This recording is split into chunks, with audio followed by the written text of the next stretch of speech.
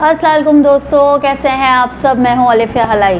दोस्तों आज की वीडियो में बात करेंगे कि हस्बैंड लोग जो हैं वो अपनी वाइफ से क्या चाहते हैं। दोस्तों हस्बैंड का मसला ये होता है कि वो खुल के इजहार नहीं कर सकते, खुल के कह नहीं सकते वो जो अपनी वाइफ से चाहते हैं। लेकिन आज बात उन 5 पॉइंट के बारे में करूँगी जो मेरे ख़्याल से एक हस्बैंड चाहते हैं, और शायद तमाम हस्बैंड सुनने के बाद मुझे कमेंट करके ज़रूर बताएं कि क्या वाकई वो अपनी वाइफ से यही सब चाहते हैं या नहीं।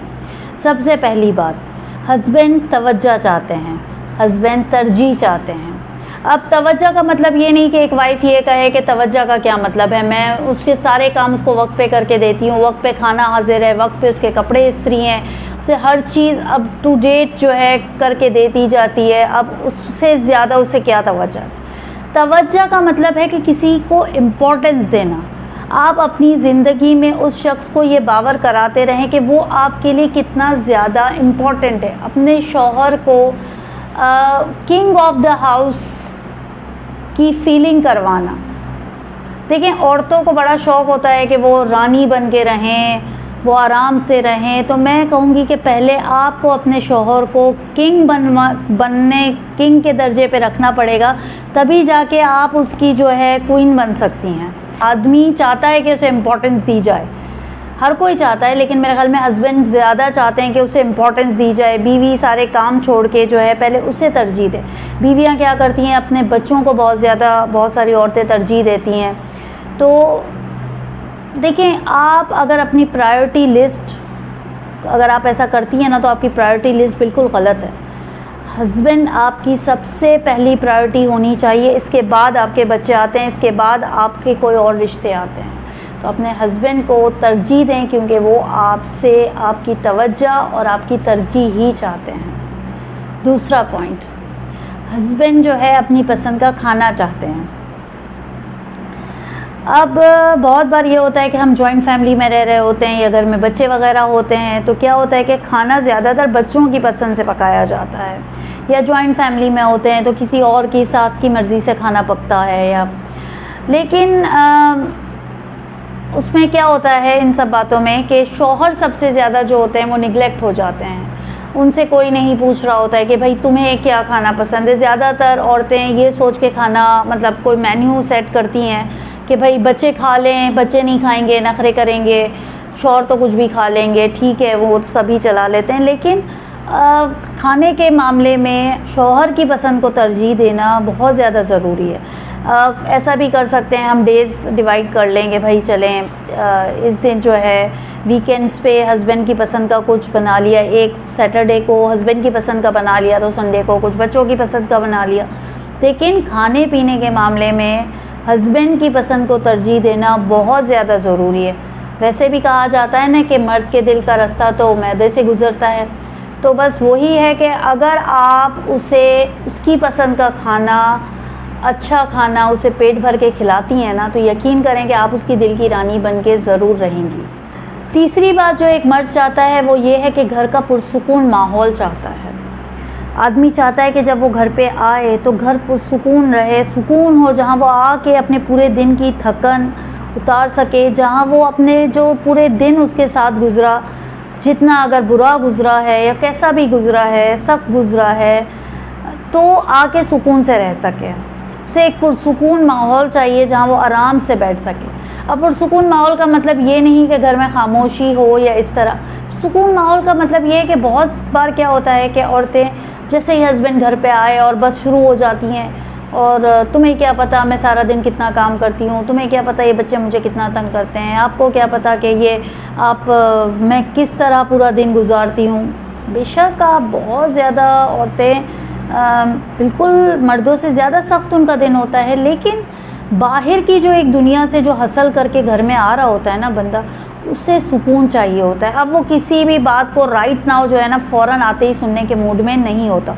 और मोस्ट ऑफ़ द टाइम औरतें क्या करती है कि अभी घर पे शौहर आए नहीं, ज़रा 10-15 मिनट हुए नहीं और सारी कहानी जो है ना वो शुरू कर देती हैं। सब्र करें, ज़रा सुकून से बंदे को बैठने दें। क्योंकि बहुत बार कैसे क्या होता है कि जब आदमी थक हार के घर पे आ रहा होता है, फिर बीवी शुरू हो जाती है, तो और ज़्यादा मतलब बड़ी बड़ी लड़ाइयाँ उसी वक्त होती हैं कि भाई आदमी अभी घर पे आया नहीं है और औरतों ने बात शुरू कर दी, उसके बाद जो होती है घमसान का रन पड़ जाता है। तो इससे बेहतर है कि आप अपने शौहर के मिजाज को समझें और उन्हें जब वो घर पे आएँ तो बिल्कुल एक सुकून का माहौल दें। कोई आपने जो है शिकायतें नहीं लगानी बच्चों की सास की और XYZ जो भी दिन में हुआ है उसकी, सुकून से उसको खाना खाने दें, आराम से बैठने दें। इसके बाद बेशक आपके पास भी बहुत सारी बातें करने की जो आप चाहती हैं कि शौहर साहब सुन ले, लेकिन उनको पहले उस मूड में आ जाने दें। इसके बाद बेशक वो आपकी बात ज़रूर सुनेंगे।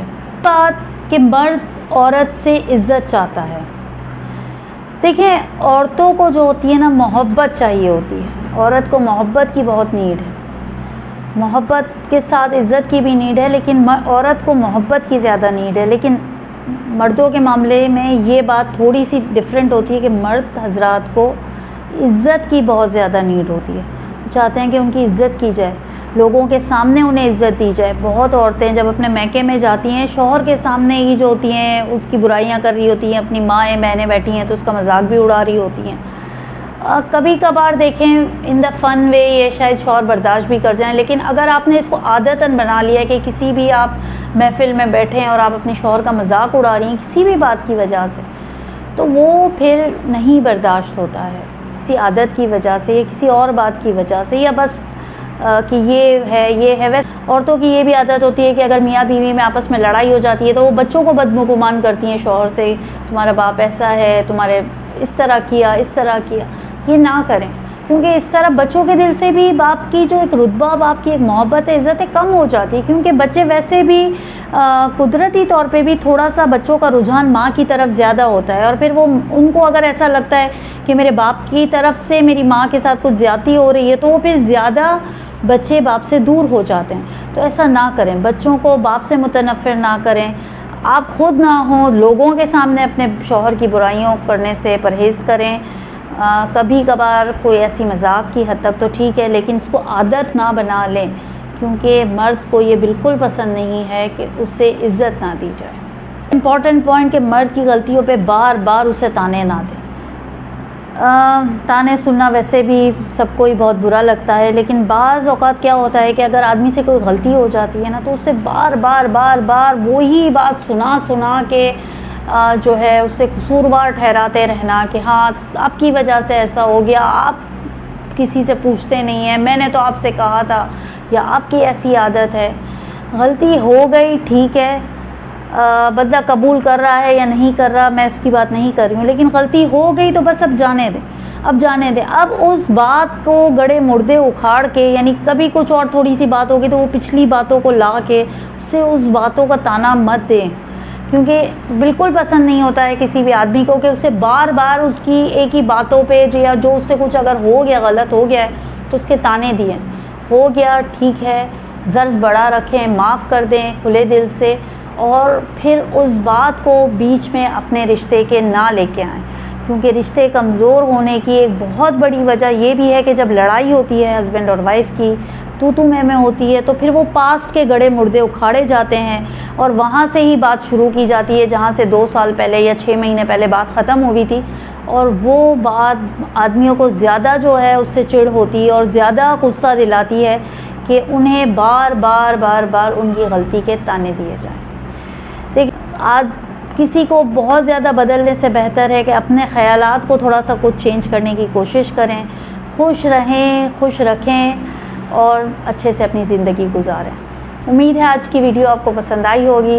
वीडियो पसंद आई हो लाइक कीजिएगा, शेयर कीजिएगा और कमेंट करके मुझे ज़रूर बताइएगा, जो मेरी बहनें, जो मेरे भाई ये वीडियो देख रहे हैं, कि क्या वाकई उन्हें भी लगता है या कोई और पॉइंट वो समझते हैं कि जो उन्हें लगता है कि वैलिड था इस बात को लेके, वो भी मुझे कमेंट करके ज़रूर बताएं। इंशाअल्लाह अगली वीडियो में फिर मुलाकात होगी, तब तक के लिए खुदा हाफ़िज़।